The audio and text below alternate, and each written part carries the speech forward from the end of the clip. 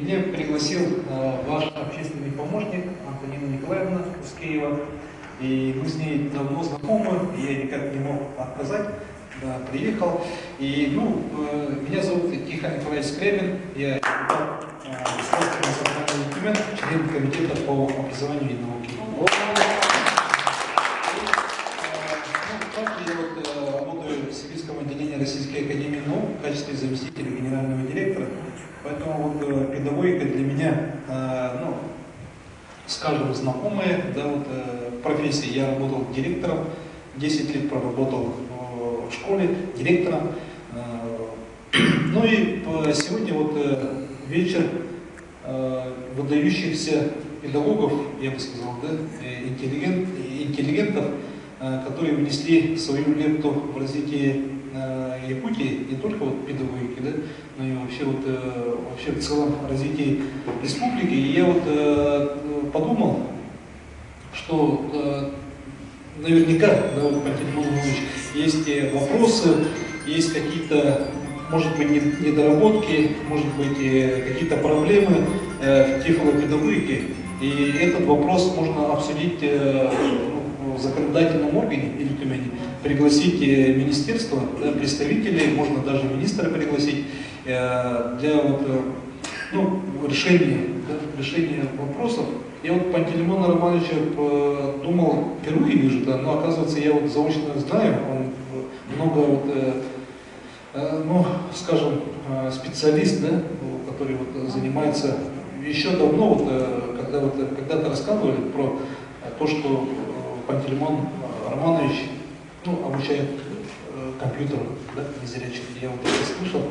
И не должно быть такого, чтобы просто сидим, вспомнили и впервые вспомнили и просто разошлись. Я предлагаю Пантелеймону Романовичу через вашего общественного помощника, Антонину Николаевну, собраться, можем втроем и уже обсудить какие-то вопросы. Наверняка у вас есть вопросы по тифлопедагогике. Правильно? Государственное собрание Тюмень эти вопросы обсудить. И такие моменты, такие педагоги должны быть, получить свою заслуженное признание и дальше работать в этом направлении. Еще раз спасибо за приглашение, поздравляю с наступающим Новым годом. И я думаю, мы не последний раз встречаемся, встретились первый раз, в таком тесном кругу, и будем общаться и работать. Спасибо.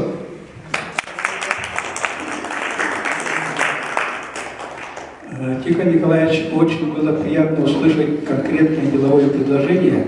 Как раз Антонина Николаевна ко мне собирается. Антонина Николаевна, когда мы в среду решили, да? Тогда Тихон Николаевич, вы взяли бы с собой. И там как раз это то, что Тихон Николаевич сказал. И например, Тихон Николаевич, я мечтаю, я мечтатель с детства, поэтому любой человек мечтает, понятно. Я, когда учился в школе, многие говорили, что ваша судьба – это ждем от вас. Я говорю, нет, я хочу быть учителем, как мои учителя. Почему бы нет?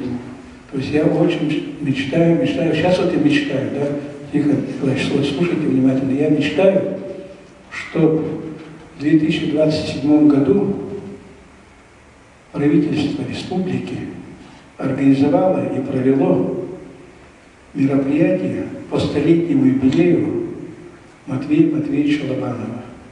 Допустим, почему правительство республики проводит мероприятия, не почему, а надо проводить мероприятия про наших выдающихся людей, а почему забывает про незрячих?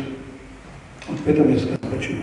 То есть у Матвея Матвеевича Лобанова у нас 100 лет будет в 27 году, у Ильи Егоровича в 28 году 100 лет. Значит, Матвей Матвеевич, это Минкультуры должен подключиться буквально с завтрашнего дня. Илья Егорович, это Министерство МВД, прокуратура. куда подчиняется, скажем, Федор Лобанович, 30-й год столетия, Георгий Алексеевич, 30-й год столетия и так далее, что все-таки столетие хотя бы вот этих выдающихся людей, как вы сказали, республика бы в план включала бы и отмечала. Вот мое первое пожелание вам как депутату. Ну а по работе у нас, вот вы услышали, что вопрос по школе Дмитрий Матвеевич поставил, что школу надо разъединить. Нельзя слепых учить вместе с глухими. Это издевательство. И ребята, честно говоря, слабовидящие, обижают слепых. Об этом школа умалчивает. Когда мы учились в школе слепых, рядом была школа глухих. Я на своем опыте ты. Мы сидим у кочегарки, играем, и через забор школа глухих. И вдруг у меня в глазах искра. Я понимаю, что меня бросили каменным углем в глаз. Мы встаем, незрячие, в кирзовых сапогах, кричим, ревем, бежим в школу, направление школы глухих. Эти ребята физически гораздо сильнее нас, но психически они, конечно, слабее. Мы кричим, набегаем до интерната, все на пути сваливаем, конечно, никого не бьем, просто криком, как психическая атака. То есть вот отношения слепых глухих я на себе знаю. Поэтому вот этот парадокс, вот эту негативную сторону надо убрать. Вот первая задача Тюмени, я думаю, так. А вопросов очень много у нас.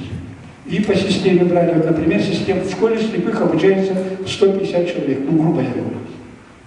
Брайлю, в системе Брайля, как меня обучали, как Дмитрия Матвеевича обучали только 8 ребятишек, которые совсем не видят. А те, которые видят, как мы, пишите по-зрячему. Они пишут куриным почерком, приходят в университет, их куриный почерк никакой преподаватель не может распознать. Ребятишки получаются безграмотные. Система Брайля в России и в мире стала альтернативной. А системе Брайля надо придать государственный статус как языку жестов глухих. Вот второй вопрос. То есть вопросов очень много.